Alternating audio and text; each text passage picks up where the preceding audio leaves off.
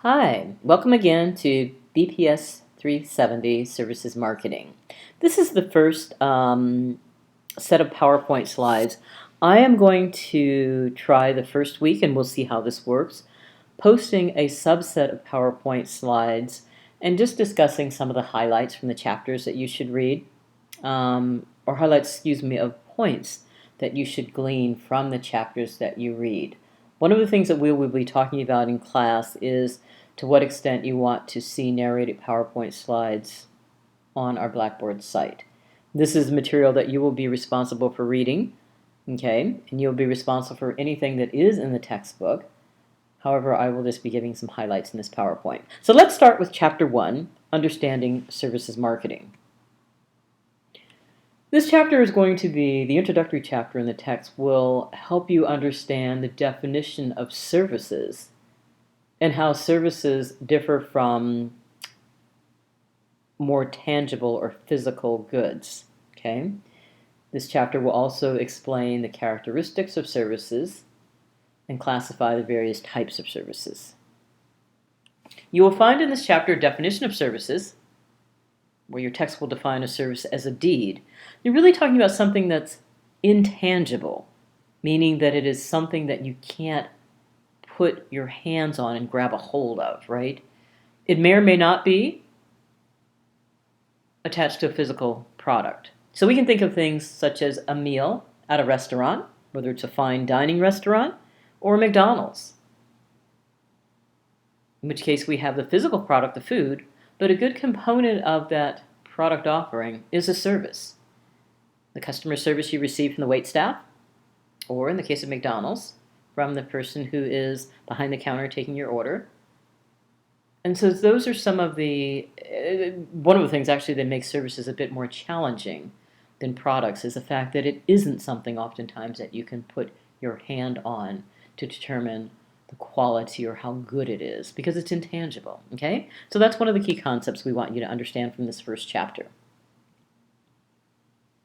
And your text provides, this is an interesting, figure 1.2 is a good illustration of the distinctions or the differences between services marketing and physical goods marketing. And here we show a continuum that shows products that are more dominant, well, what your text refers to here is tangible dominant, such as salt, soft drinks, detergent. You'll notice that those are items that you can put in your hand and hold them, right? Versus intangible dominant items, which include teaching, consulting, investment management. But these are things where there's really not a tangible component. So if you think about teaching, there's really nothing that you can put your hands on. If you're trying to judge the quality of your education, it is something that you can't put your hands on. It is much more subjective, right, in terms of what are the elements or the things that we need to look at to determine what is a good teaching experience, a good consulting engagement, right? So that's one of the things that makes the marketing of services far more challenging than the marketing of physical goods, although admittedly both are challenging, okay? And that's one of the key ideas and concepts that I want you to take away from reading Chapter 1. Chapter 1 will also define 5 key characteristics of services, okay? Services are intangible, and that is a concept that I've just discussed or mentioned repeatedly with the previous slides. And that is that these services cannot be touched, seen, held in the way that a tangible product such as salt or soft drink can be held. Some of the other key concepts when we talk about characteristics of service include inseparability. And for many cases, if you think about service, the production of that service and the consumption of the service occur at the same time. So think about if you go to a hair salon or a barbershop, the production and consumption of that haircut are simultaneous. Another key characteristic of services is the variability. So it's really hard, when we think about something like services, it's really difficult to standardize the quality of a service performance. If you think about when you go into a restaurant I'm going to use again McDonald's as an example. To order a meal, depending on the kind of day the person on the other side of the counter is having, and depending on the kind of day that you're having, that service experience may be very different. If you both are having a wonderful day and the weather is sunny, you might be both very pleasant, and it might be a very good experience.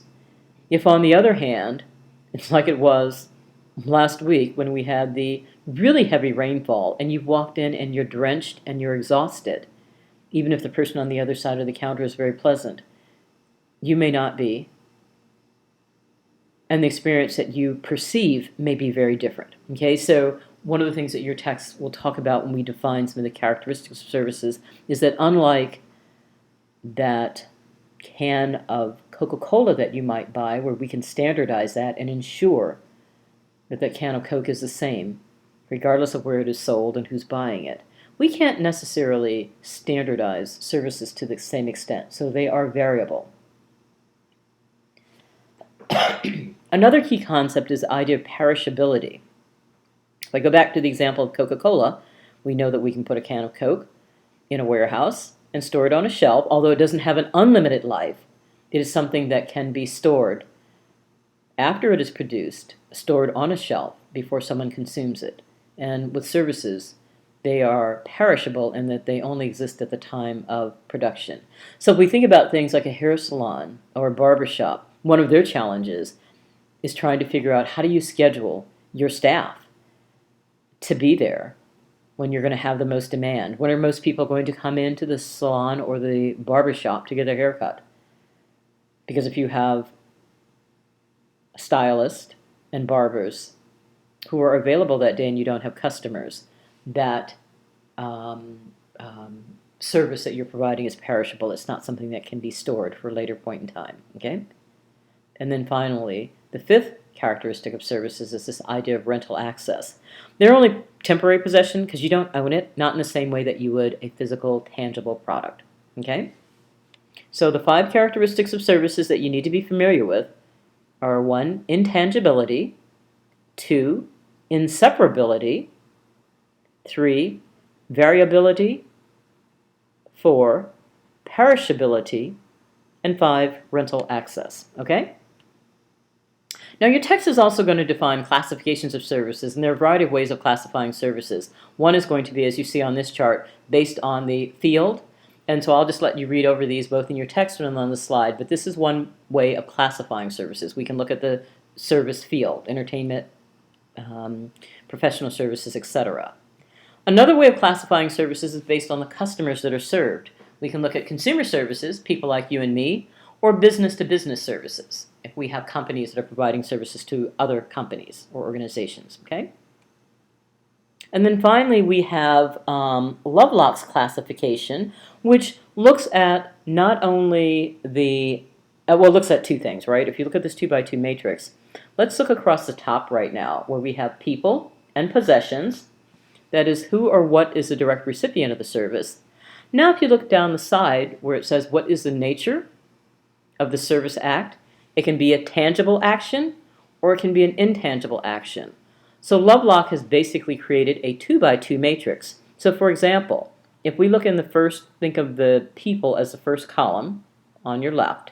So we can have people who are the recipients of a service, and it can be a tangible action, such as going to a beauty salon, or it can be an intangible action, where there is something, for example, services directed at people's minds, like education.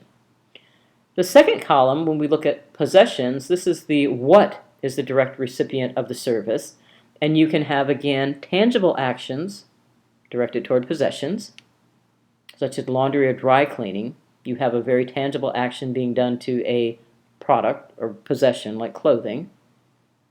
Or we can have an intangible action directed at a possession. So for example, legal services, which is not something you can put your hands on, directed at an intangible asset or possession. Okay? So I hope that makes sense. Also look at the 4 bullets on the left, which give the same definition. But again, think of this as a 2x2 matrix. If it helps, draw a box with 4 squares in it, And if that helps you think about, and at the top of the first box, you would have people, top of the second, possessions, and on the left, you would have the tangible actions, and below that, intangible actions, if that helps, okay? But if you have any questions about that, we can talk about that when we meet on Wednesday. Another key concept introduced in Chapter 1 is this idea of the services marketing triangle. And the idea here is that when we talk about marketing of services, there are three key components, and that is the organization, the providers, and the customers. So one way of thinking about this, if we take Robert Morris as an example, we can think of Robert Morris as the organization. Robert Morris does internal marketing with providers, and in this case, the providers would be employees of the institution. So in order to ensure that any promises that Robert Morris is making, it has to engage in internal marketing with their employees. So those are some of the things that it does to ensure that they communicate and convey to their employees that this is really a great place to work. And here's some of the reasons, you know, the opportunities for professional growth and development, the benefits, having other colleagues who have similar interests and talents as you, etc., right?